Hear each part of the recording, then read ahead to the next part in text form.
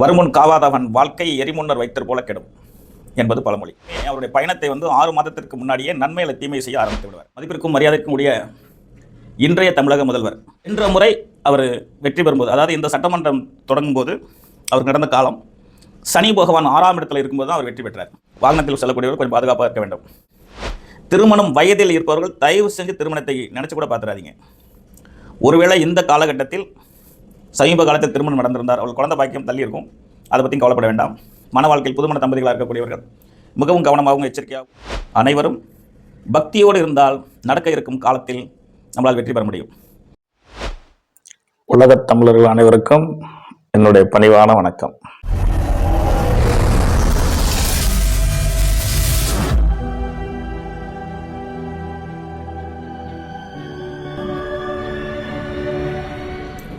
உலகத் தமிழர்கள் அனைவருக்கும் என்னுடைய பணிவான வணக்கத்தினை பணிவன்போடு தெரிவித்துக் கொள்கின்றேன்.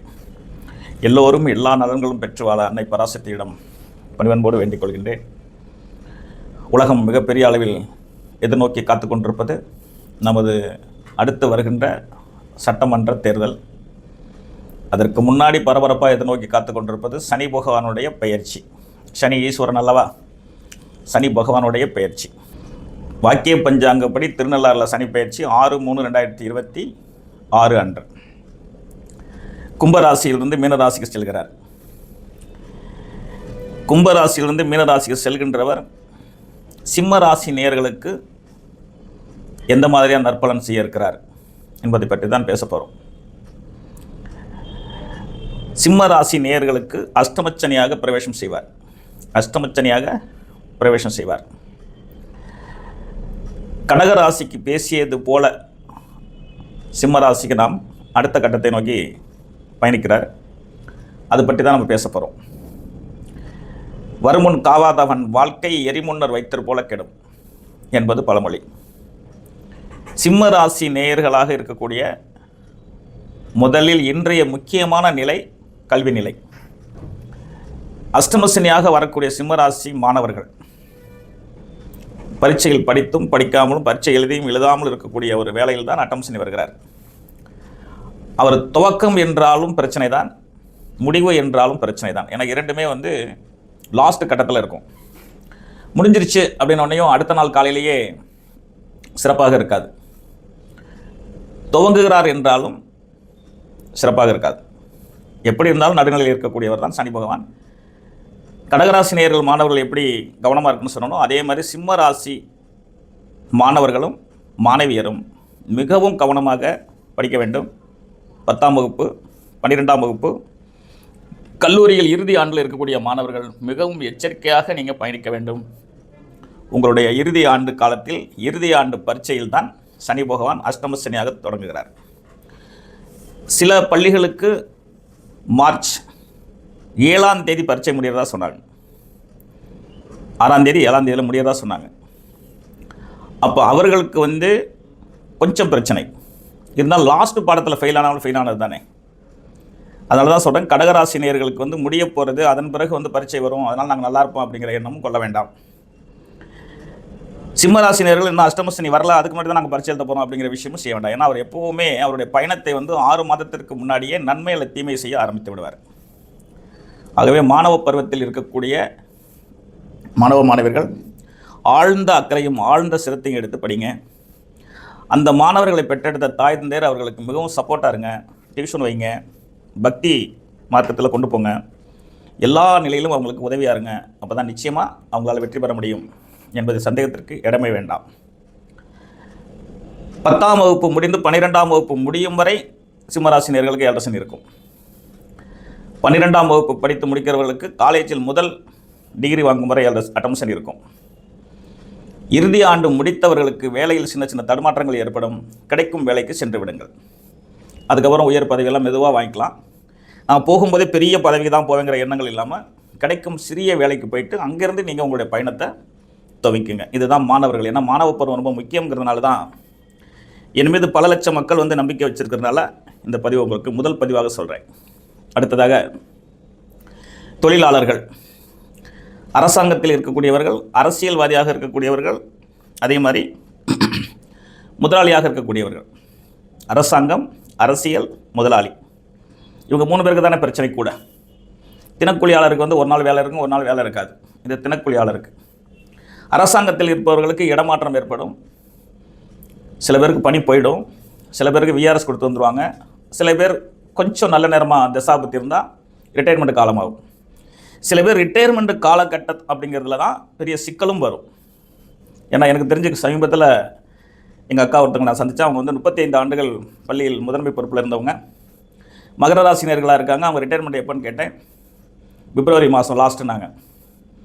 மிகவும் கவனமாக இருங்க அப்படின்னு அவங்க சொன்னாங்க.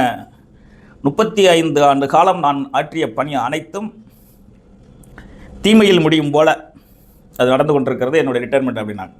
அவ்வளோ கஷ்டப்பட்டு உழைச்சிருக்கிறாங்க.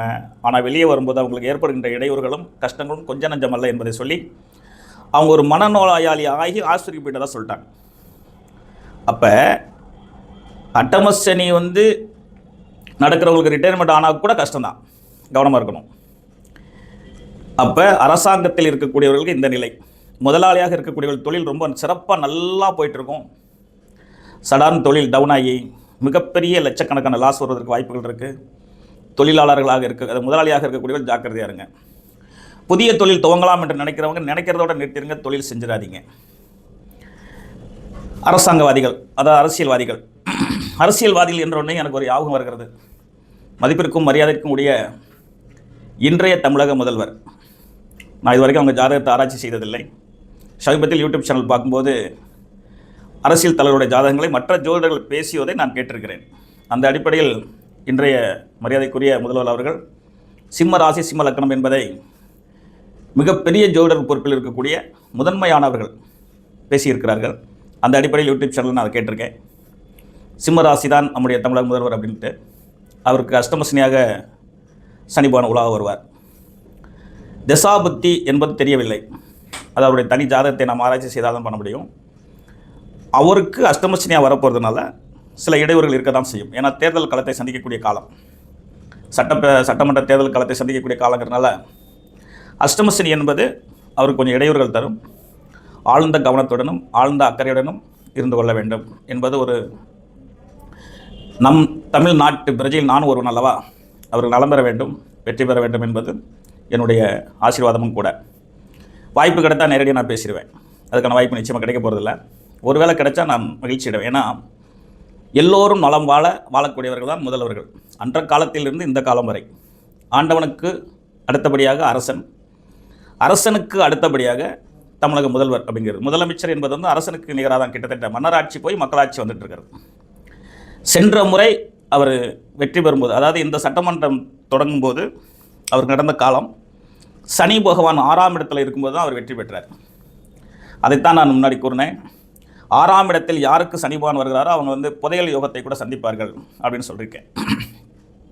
அந்த 6ஆம் இடத்து சனி பகவானை சந்திக்கக்கூடியவர்கள் வந்துட்டு இந்த முறை துலாம் ராசி நேயர்கள். அதை அடுத்து பேசிக்கலாம். ஆகவே நடந்துக்கிட்டு இருக்கிற இந்த நடக்க போகிற சனி பயிற்சி தமிழக முதல்வர் ஐயா அவர்களுக்கு அஷ்டமசனியாக வருவார். கவனமாக இருந்து கொள்ள வேண்டும், உடம்பு பொறுப்புகள் அனைத்திலும். இதுவும் ஒரு என்னுடைய நானும் தமிழ்நாட்டு பிரஜை என்ற அடிப்படையில் இதை கூறிக்கொள்ள கடமைப்பட்டிருக்கிறேன். ஏனென்றால் எத்தனை கோடி மக்களுக்கு சேவை செய்து கொண்டிருக்கிறவர்கள். அதனால் இது வந்து ஜோதிடனுடைய தனிப்பட்ட ஆலோசனை தவிர இது வந்து அரசியல் இல்லை. ஏனென்றால் அந்த காலத்தில் அரசர்கள் வாழும் காலத்திலேயே அரசவை ஜோதிடர்கள் என்று உண்டு.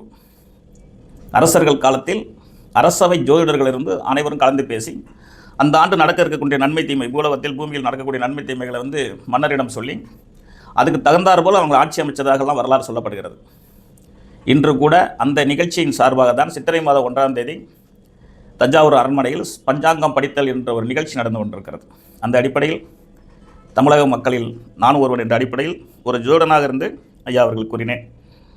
தவறு இருக்க வாய்ப்பில்லை. மேலும் உடல்நிலை என்பது அனைவரும் கவனமாக இருக்க வேண்டும். உடல்நிலை என்பது அனைவரும் கவனமாக இருக்க வேண்டும், சிறியவர்கள் முதல் பெரியவர்கள் வரை.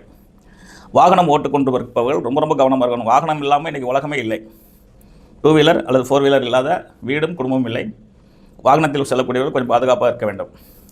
வேலையை தேடிக்கொண்டிருப்பவர்கள் கிடைக்கும் வேலைக்கு சென்று விடும். எனக்கு பெரிய வேலை வேணும், அதுக்கு தான் நான் போவேன் அப்படின்னு சொல்லி செய்யக்கூடாது. அதே போல் கடன் வாங்கி வீடு கட்டலாம், கடன் வாங்கி பூமி வாங்கி விடலாம்.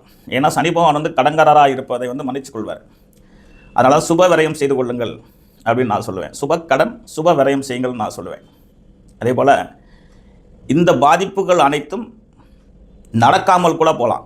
அதாவது நான் சொல்லி வந்த அனைத்து குற்றங்களும், குறைகளும், ஆபத்துகளும், விபத்துகளும், பதவியில் பிரச்சனையும் கூட நடக்காமல் கூட போகலாம். நடக்காமல்னா தீமை நடக்காமல் போகலாம். தசாபுத்தி என்பது ஜனனகாலத்தில் சாதகமாக இருந்தால், ஜனனகால தசாபுத்தி சாதகமாக இருந்து நல்ல புத்திகள் நடந்தால் தீமைகள் என்பது நடக்காமலே முழுமையாக போகிறது கூட வாய்ப்புகள் உண்டு. அது அவரவருடைய தனிப்பட்ட முறையில் இருக்கக்கூடிய கர்மா.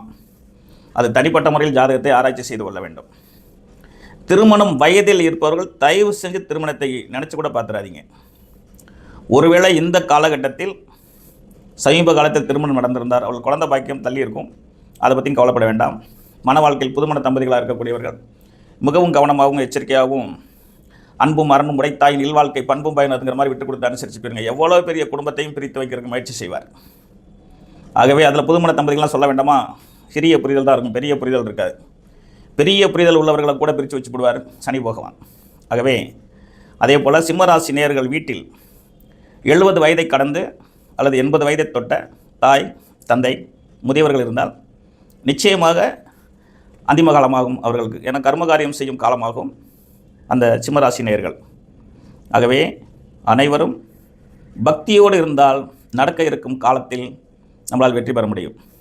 தசாபதி சாதகமாக இருந்து பக்தியும் கூட இருந்தால் நிச்சயமாக நம்மளால் வந்து பாதிப்புகளை வந்து குறைச்சிக்கலாம். 10 நாள் ஒருவரை அடிக்க வேண்டிய ஒரு ஆள் ஒரே நாள் அடிச்சுட்டு போயிடுவார், பக்தியும் தசாபத்தியும் சாதகமாக இருந்தால். அதுக்கு தான் சொல்லுவாங்க, ரோட்டில் போகணும்னு பார்த்து அவருக்கு என்னையா சுக்கிர தசை அப்படின்னு சொல்லுவாங்க. அந்த அடிப்படையில் தசாபத்தி சாதகமாக இருந்தால் கல்வியாளர்கள் பயங்கொள்ள தேவையில்லை, அரசியல்வாதிகள் பயங்கொள்ள தேவையில்லை, அரசாங்கத்தில் இருப்பவர்கள் பயங்கொள்ள தேவையில்லை, தினக்கூலியில் இருப்பவர் கூட பயங்கொள்ள வேண்டிய அவசியம் இல்லை. தசாபத்தி சாதகமாக இருக்க வேண்டும். அப்போ தசாபத்தின்னு சொல்கிறீங்களா சார், அது எப்படி தெரிஞ்சுக்கிறது? நேரடியாக வாங்க, ஃபோன் நம்பர் அதில் இருக்குது, ஃபோன் பண்ணிவிட்டு நேராக வாங்க. தொலைதூரத்தில் இருக்கக்கூடியவர்கள் யூடியூப் சேனல் மூலமாக பார்த்துட்டு வாட்ஸ்அப் மூலமாக எனக்கு ஃபோன் பண்ணுங்கள், உங்கள் ஜாதகத்தை அனுப்புங்க. நேரில் வந்து நீங்கள் பேசுனா நான் எப்படி சொல்வேனோ அதே போல் நேரடியாக சொல்வேன். நேரடியாக சொல்கிறது போல் நிரந்தரமான உண்மைகளை சொல்லிவிடுவேன். நீங்கள் அது கொண்டு பத்திரமாகவும் பாதுகாப்பாகவும் இருந்து கொள்ளலாம். இது பாமரனுக்கும் ஜாதகம் பொருந்தும், உயர் பதவியில் இருக்கக்கூடிய பொறுப்பில் உள்ளவர்களுக்கும் இது பொருந்தும், பணக்காரர்களுக்கும் இது பொருந்தும். ஆகவே தசாபுத்தி சாதகமாக இருக்கிறதா இல்லையா என்று நீங்கள் தெரிஞ்சுக்கணுன்னா என்னை நேரடியாக வந்து பாருங்கள், நிச்சயமாக நன்மைகள் நடக்கும். சிம்ம ராசியில் பிறந்தவர்கள் திருவண்ணாமலை போய் கிரிவலம் வாங்க, அம்பாளை தரிசனம் பண்ணுங்கள், குலதெய்வத்தை கும்பிடுங்க, பக்தியை அதிகமாக எடுத்துங்க, தர்ம நெறியை எடுத்துங்க. நீங்கள் நிச்சயமாக நல்லா இருப்பீங்க, எந்த குறையும் வராது. ஆகவே பக்தியோடு இருந்து எல்லோரும் வெற்றி பெற வேண்டி உங்கள் அனைவரும் வேண்டி விரும்பி கேட்டுக்கொள்கின்றேன். அடுத்த ஒரு பதிவில் மறுபடியும் உங்களை சந்திப்பேன். நன்றி, வணக்கம், வாழ்க வளமுடன்.